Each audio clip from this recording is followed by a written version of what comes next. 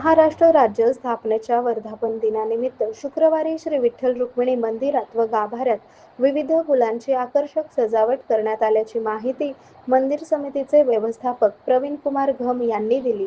या सजावटीमुळे श्रींचा गाभारा मनमोहक व आकर्षक दिसत आहे। यासाठी शेवंती, जरबेरा, झेंडू, गुलाब, रॉकेट, ब्लू डीजी इत्यादी 2 टन फुलाचा वापर करण्यात आला आहे।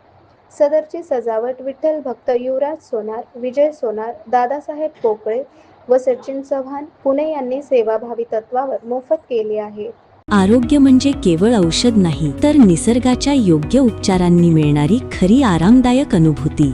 सोलापूरमध्ये निसर्गोपचाराचं विश्वासाचं नाव लिमये निसर्गोपचार केंद्र। इथे उपलब्ध आहेत विना औषध उपचार पद्धती, ॲक्युप्रेशर, ॲक्युपंक्चर, कपिंग आणि मसाज थेरपी। सर्व प्रकारच्या आजारांवर निसर्गाच्या माध्यमातून